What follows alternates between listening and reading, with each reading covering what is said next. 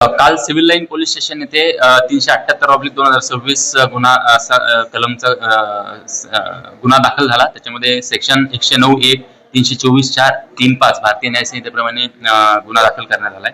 याच्यामध्ये फिर्यादींनी दिलेल्या माहितीप्रमाणे त्यांच्यावर काही अज्ञात इसमांनी हल्ला केल्याची त्यांनी माहिती दिलेली आहे आणि त्याप्रमाणे त्याच्यात जे इसम आहे ते 2 व्हीलरवर आल्याचं सीसीटीव्ही मध्ये जे प्रथमदर्शनी दिसतंय त्याच्यावरून आम्ही आमच्या 2 टीम तयार केल्यात, 2 टीम रवाना केल्यात आणि तात्काळ ते आरोपी निष्पन्न करण्यासाठी त्यांना सूचना देण्यात आल्या।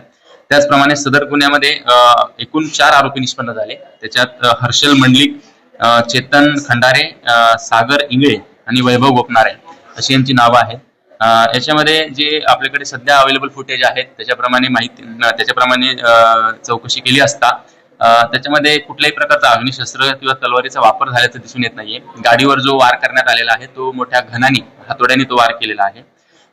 या आरोपींना अरेस्ट केलेले आहे। त्यातला जो मुख्य आरोपी निष्पन्न झाला आहे तो वैभव गोपनारे आहे। याच्याकडे चौकशी केली असता फिर्यादी सोबत त्याचे काही वर्षापूर्वी पासूनचे काही पूर्व वैमनस्यामधून ही घटना घडल्याचं प्रथमदर्शनी दिसतंय की ज्याच्यामध्ये एकमेकांकडे खुन्नसनी बघणं असेल किंवा डोळे वाटावून बघणं असेल तर या पद्धतीचा काही रोष मनामध्ये असल्यावरून ही घटना काल घडल्याचं प्रथमदर्शनी दिसतंय। त्याचप्रमाणे या आरोपींना आता कस्टडीमध्ये घेतलं आहे। आज PCR साठी मान्य न्यायालयात हजर करणार आहोत आम्ही आणि PCR मध्ये अजून चौकशी करून याच्यामध्ये तपासादरम्यान ज्या काही गोष्टी निष्पन्न होतील त्याप्रमाणे सेक्शन वाढ करणे असेल किंवा आरोपी जर वाढ होत असतील किंवा कोणी त्याच्यामध्ये इन्व्हॉल्व असल्याचं दिसलं तर त्याप्रमाणे आम्ही कारवाई करून पुढची कारवाई करणार आहोत।